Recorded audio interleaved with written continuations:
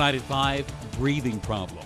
I would say yes, prepare for this to be a new normal. Colorado's air is some of the worst in the U.S. right now. We'll explain the impact on your health and how you can help clean things up. Plus, we'll show you why Colorado car lots are emptying out and a giant leap for the founder of Amazon. I want to thank every Amazon employee and every Amazon customer. How an 11-minute flight will help shape the future of space travel. Because you guys paid for all this.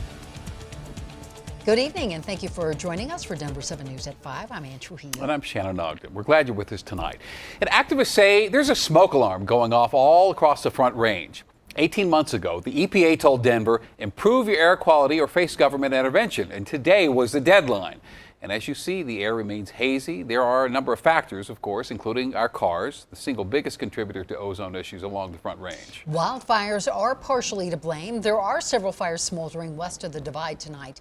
One of them, the Morgan Creek fire near the Wyoming border, burned throughout the night and is causing serious air quality issues in Steamboat Springs. There are more than 80 fires across the U.S. right now. One of them, California's Dixie Fire, generated its own thunderstorm, which led to some lightning and erratic winds. Now, the largest in the U.S. right now, Oregon's Bootleg Fire. It's now nearly 400,000 acres and 67 homes have been destroyed. Probably the scariest moment I've ever had in my life. I never knew fire could be so loud and so quiet at the exact same time. It got so loud with the fire sometimes that you could literally not hear anything. It was completely quiet because it was so loud. Congressional Democrats want to make this a federal issue now. They're proposing something called a civilian climate corps, which would employ thousands of people to work on preventing climate disasters. Democrats are trying to include the proposal in the infrastructure proposal.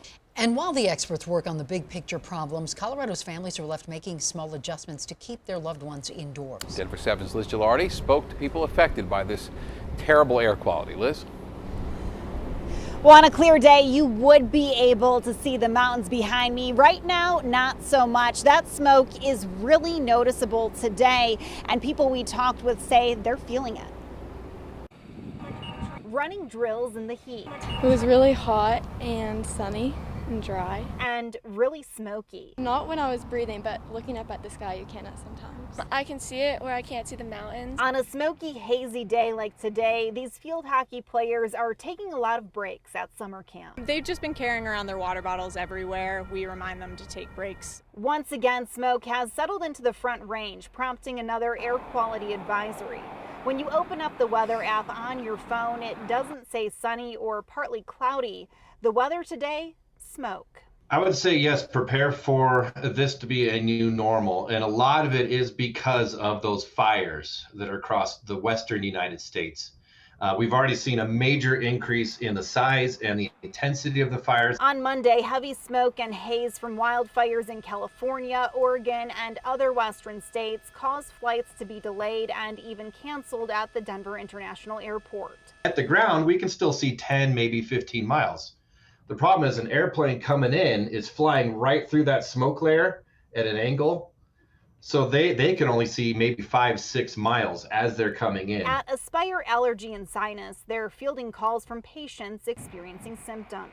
We're definitely seeing patients experiencing nasal congestion, increased, burning in their eyes, burning in their throat. Some people may feel sick, but they could just be feeling the effects of the smoke. She says the chemicals in the smoke combined with fine particulate matter can cause congestion and irritation.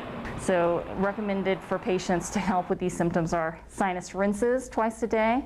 You can do some decongestants like Afrin or Sudafed. And some of those effects are really being compounded because we've been dealing with poor air quality now for about a week. Experts say if you're heading outside, you might actually want to wear a mask just to stop some of that particulate matter, stop yourself from breathing that in, and also just, if you can, avoid being outside, especially between the hours of noon and 8 p.m. Reporting live, Liz Gilardi, Denver7. Liz, thank you. And today is the 29th ozone day of the year for Denver. Since 2015, we've averaged about 31 ozone days per year.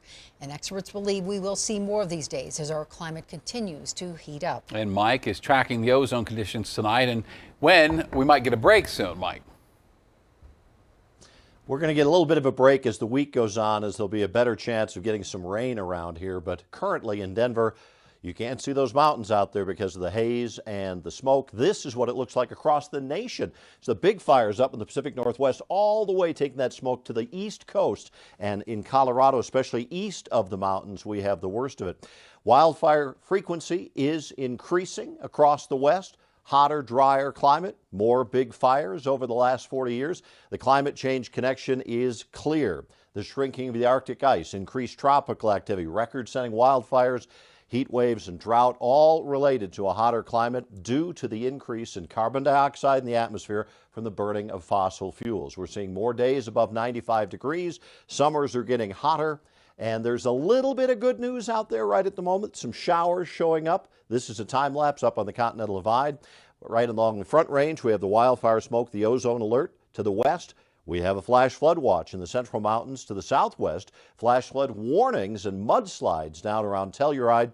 The monsoon flow starting to get going a little bit more in Colorado's mountains now. Tomorrow that shifts slightly east. We'll get a little better chance of getting some rain here in the Denver area, but the haze is going to continue across the eastern plains where they're not expecting any rain. Full forecast coming up in about 15 minutes. All right, Mike, thanks. And Mike mentioned the monsoons. Well, we're already seeing monsoon moisture in San Miguel County, and this mudslide happened earlier today in the eastern part of the county near Telluride and forced a handful of evacuations.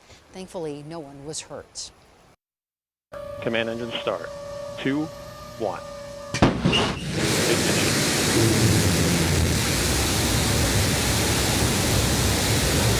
We got liftoff. Shepard cleared the tower. And New Shepard has cleared the tower on our way to space with our first human crew. And with that, Amazon founder Jeff Bezos launched himself into history. Bezos and the crew of the rocket, built by Bezos's Blue Origin company, made it into space in 3 minutes, back on the ground shortly thereafter. How was it? Amazing. Yeah. I mean, really. When you landed, you said best day ever. Best day ever. And I couldn't pick a best part. Could you pick a best part? It was really, I don't have the talent to put into words what we just experienced. I'll try, but I don't.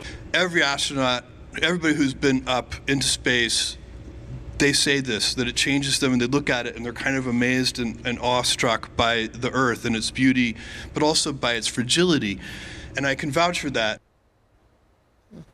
And Bezos says Blue Origin will eventually run weekly or even daily flights to space from its West Texas launch pad.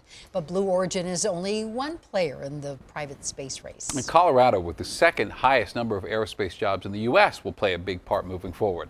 And one Colorado company, Reaction Engines, is working on a rocket engine and a spacecraft.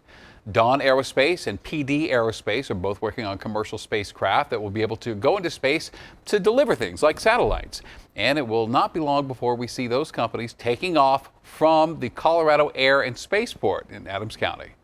We're very likely going to see spacecraft taking off from the Air and Spaceport within the next 5 years. That's a pretty safe bet that we're going to see that happening. When you see things like the Virgin Galactic and Blue Origin flights, it just raises that level of awareness. It's all of a sudden you've got people asking what's going on, and this opportunity to talk to people about all the exciting things that are happening within the industry. And Sierra Space, based in Louisville, is another major player in the future of low-orbit space travel. Their Dream Chaser spacecraft is set to launch late next year with cargo only. It's more plane-like and can land at any major runway like out of DIA. The company is also building life habitats or inflatable hubs to one day replace the International Space Station. And the private space race can be exciting, but it doesn't mean any of us will be booking a ticket in the near future. Space tourism is incredibly difficult. It is incredibly expensive as well. And prior to this year, only 8 people had ever paid for the privilege of space travel. And the first, Dennis Tito, an engineer from the U.S., who paid $20 million for a ride to the ISS on board a Russian rocket. Oh, that's all. Okay, $20 million. Of course, things changed this year. Jeff Bezos sold one ticket on his rocket for today's flight. It went for $28 million. That's about $42,000 for each second of that 11-minute flight. Earlier this year, 3 men paid $55 million each for an 8-day stay on the International Space Station, and that flight won't take off until early next year. And don't roll your eyes. The next stop for space tourism is reality television. Discovery is running a show called Who Wants to Be an Astronaut? That'll air next year, and the winner will receive a ticket to the ISS. Next at 5, that car in your driveway may be worth more than you think. How low supply is driving up demand for used vehicles and leaving Colorado dealerships with empty spots on the lot. Plus, breakthrough cases in the White House. We'll explain the COVID concern on Capitol Hill. Nice to see some storms over western Colorado. I'll let you know if we'll see any rain coming up in the Denver area.